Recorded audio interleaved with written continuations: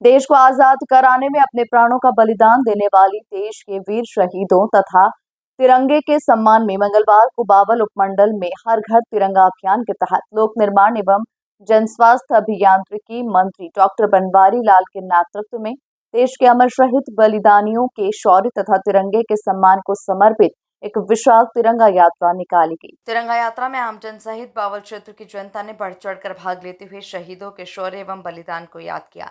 लोक निर्माण मंत्री डॉक्टर बनवारी लाल ने कहा कि देश भर में निकाली जा रही तिरंगा यात्रा नागरिकों विशेषकर युवा पीढ़ी को राष्ट्र प्रेम तथा देशभक्ति की भावना से जोड़ रही है। उन्होंने आमजन से हर घर तिरंगा अभियान के तहत अपने अपने घरों पर तिरंगा फहराने का आह्वान किया। तिरंगा यात्रा में भाजपा जिला अध्यक्ष डॉक्टर वंदना पोपली, वरिष्ठ भाजपा नेता वीर कुमार यादव, एसडीएम बावल मनोज कुमार सहित पार्टी कार्यकर्ता तथा गणमान्य व्यक्ति मौजूद रहे। तिरंगा यात्रा के शुभारंभ अवसर पर लोक निर्माण मंत्री डॉक्टर बनवारी लाल ने अपने संबोधन में कहा कि तिरंगा हमारे देश की आन बान और शान है और जब ये फहराता है तो हमारे देश पर कुर्बान होने वाले अमर शहीदों तथा स्वतंत्रता सेनानियों के बलिदान की याद दिलाता है। उन्होंने कहा कि हमारे लिए तिरंगे का मान सम्मान सर्वोपरि होना चाहिए, जिसके लिए देश के अमर शहीदों ने अपना जीवन बलिदान दिया। उन्होंने कहा कि हजारों की संख्या में उमड़ा ये जन सैलाब इस बात का प्रमाण है कि दक्षिण हरियाणा क्षेत्र के लोग राष्ट्र की आन बान और शान को किसी प्रकार की आंच नहीं आने देंगे और जब भी देश को बलिदान की जरूरत होगी तो वो सबसे आगे रहेंगे। उन्होंने कहा कि पूरा देश और प्रदेश तिरंगामय नजर आ रहा है और ये अद्भुत माहौल पूरे देश में दिखाई दे रहा है। देखो, जिस तरह से देश के यशस्वी प्रधानमंत्री नरेंद्र भाई मोदी जी ने जो हर घर तिरंगा का अभियान चलाया था और आज वो एक उत्सव का रूप ले चुका है और पूरे देश के अंदर तिरंगा के प्रति जो लोगों का आस्था और जो उनकी विश्वास जाता है। आप देख सकते हो कि आज उसी श्रृंखला में बावल विधानसभा क्षेत्र के बावल गांव के अंदर हमने तिरंगा यात्रा निकाली है और इस तिरंगा यात्रा में भी बरसात के बावजूद भी लोगों में इतना जोश है, इतना उत्साह है तिरंगे के प्रति, क्योंकि तिरंगा हमारे देश की आन बान और शान है और इस तिरंगे के लिए हम सब लोगों को देश की एकता और अखंडता के लिए हम सब लोगों को अपने हर बलिदान के लिए तैयार रहना चाहिए और हमारे बच्चों में एक देशभक्ति की भावना उत्पन्न होनी चाहिए।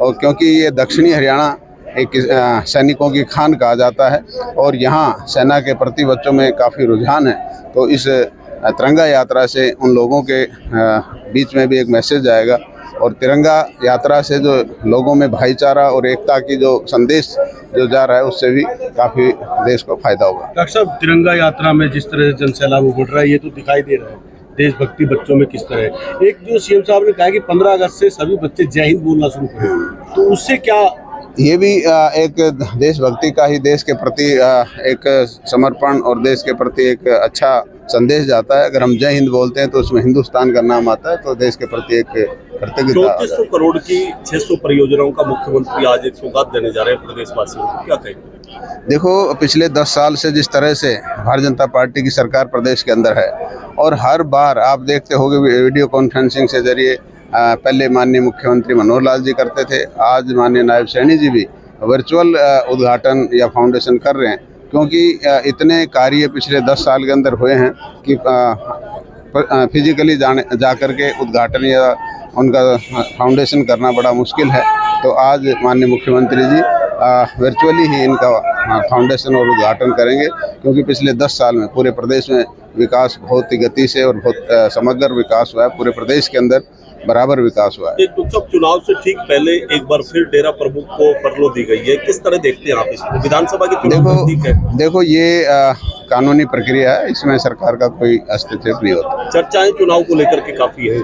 देखो, राजनीति है, राजनीति के अंदर कोई भी कुछ कह सकता है, लेकिन इन मामलों में सरकार का कोई हस्तक्षेप नहीं होता। ये कानून प्रक्रिया, कानून के तहत जो भी उसको अधिकार हो मिलता है। पूरे भारत में हम सभी जानते हैं कि अगस्त पूरे महीने में हम स्वतंत्रता के उत्सव को मनाते हैं। 15 अगस्त को हमारा स्वतंत्रता दिवस है और उसी के उपलक्ष्य में आज बावल में भी डॉक्टर बनवारी लाल जी के नेतृत्व में ये तिरंगा यात्रा निकाली गई है। हम सभी ने देखा किस प्रकार से लोगों में उत्साह था और बहुत सारे लोग जो हैं बावल के वो निकल कर आए और तिरंगा यात्रा में उन्होंने पार्टिसिपेट किया।